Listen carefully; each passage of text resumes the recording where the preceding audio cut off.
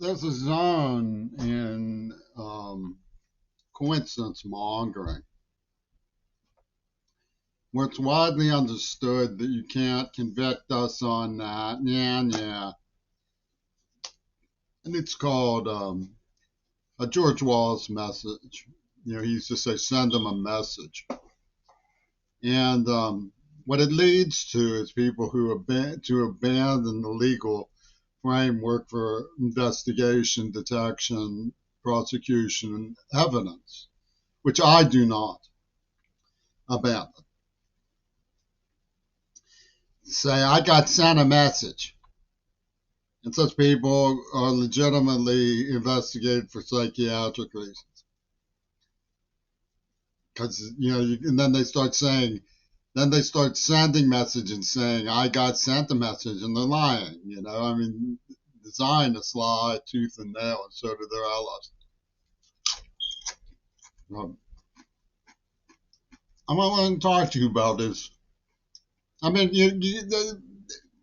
you have to be governed by some degree. I don't know why they play these food risk games with each other. At least they're playing them with me. They poison me with food and stuff. And they leave things. It's a psychotic enterprise by people who don't want to admit that they're not that competent and skilled in evaluating actual problems. Instead, they play validate my fear games. Well, some of what I'm going to discuss falls into the zone of you can't, and I don't intend to provoke and don't mean to incite any kind of assumptions about. But when the coincidences are so overwhelmingly consistent, the sum total probability of all coincidence becomes zero, you clearly become complicit in ignoring it. I told Gary Ackland at Sound Mental Health, it was like walking over dead bodies in the street. There were so many of them. And he said, wow, that's just incredible. Because he knew I was telling him the truth. I even showed him the letters I'm talking about. So, as long as you can't prove that, becomes an invitation to complicity. You have to know that there's a point at which coincidences are intended and can be proven to be intended. Coincidences can be proven to be intended, and that's why you look at patterns. Okay, so I'll talk a little bit about some patterns that fall outside the realm of evidence per se. And I don't mean to incite anybody. But what I want to talk about mainly doesn't have to do with that. It's identifying sandbaggers that I use that caveat. Because there may be people protesting Gaza who were not covering for the AIDS attack. But what I want to talk about is the international Black Sabbath that's going on with the military system of the Axis leapfrog mongering. Germany, Russia, Britain, driving, the Knights of Resignation to march in goose step to, summon a struggle for sovereignty. Putin thus lead it. There has to be a conflict to establish controls. Now, don't imagine me having been changed. I'd stared into space for 12 years. I was so abominated by what was happening in Syria and Iraq and Afghanistan. I couldn't believe that Americans, my peers, were tolerating the complete silence from the media. Bush was well known to be a rabbit in a magician's hat. He just jumped out of the Lobaton cloisters and announced that jump down, hold PP. We're gonna um, what drop all of these exotic things that we've been building from the Reagan monstrosity on any of these people who we don't like because we got away with lying about what happened on 911. I mean, you can see that that's true. The anthrax didn't come from Osama bin Laden. Diamond de Gaulle wasn't outside threatening the World Trade Center because of Osama bin Laden. Cliff Robertson didn't go flying his private plane above the World Trade Center to watch because of Osama bin Laden. They got away with lying about what happened on 9/11. So you have this international Black Sabbath going on.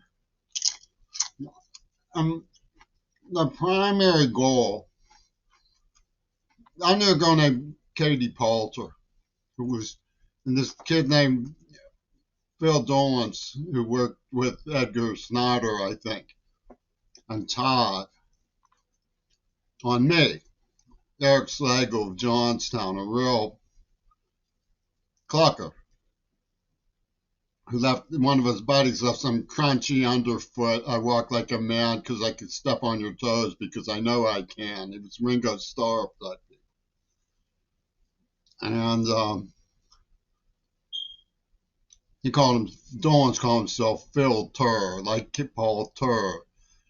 So the primary goal of that is to communicate a confederacy without ever leaving anything other than the feeling it's gaslighting, that I must be crazy for believing something like that. Because the more you believe things like that, the more likely you are to react to something dishonorably outside of the legal framework. In fact, they tortured me and murdered a bystander in Seattle to make sure that they demanded that I lose my temper. Demanded it. Threw a basketball in my face, could have broken my glasses, because they needed a social weapon of me making a fist and saying, stop that, to validate Obama's thumbscrew operation on Mount Desert Island for Leslie Katz, where they read into a multi-seance interpretation of a letter that said what it meant. Multi-seance interpretation for the pornographic genocide of the UN in Rome, man. And they were slapping five at the Panthers death row. And everyone else they could summon. And the threatening, surrounding people who I love, killing bystanders. And don't make it sound like I'm copying an attitude about black people, because most of my public sensibilities are for the Black history issue. But they burned crosses for some reason, because their primary goal of this whole apparatus, which Bobby Kennedy identifies as an arc, and he traces it to Khrushchev, the idea of an arc, an international arc. The primary goal of creating ISIS and the Taliban and empowering the distribution of weapons, creating skirmishes to sell weapons, dumping payloads because we have hardware that is getting old and will need to be replaced in future toxins, and debacles of debt while they ruin the United States, killing school bus drivers and bombing school buses, executing civilian children, women in Gaza, and the other things that they are so nobly doing without a single word of dispute from the NAACP. Their primary goal is to get away with AIDS and COVID. God knows what they've got up their sleeve next. That's the primary goal. It's to move beyond. They call it building momentum.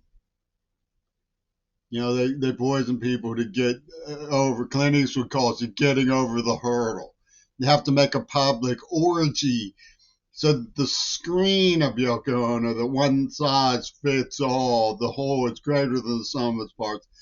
You know, I don't see why I should even have to explain or justify my dissent. In 1984, when they found, by their claim, letters that they already knew were there because they wrote them, which is something that should have obviously been investigated as a possibility, because they were all ready to go without even reading them. I said, if you warn people, they will take measures to protect each other. And they were like, no, no, the whole is greater than the sum of its parts. Blow on the fire. Because we have a screen, one size fits all. We're going to have a processing session in media. That's the primary thing that this International Black Sabbath wants to go marching on about. It's a very British cunning, in your face, want to make something of it, fascism.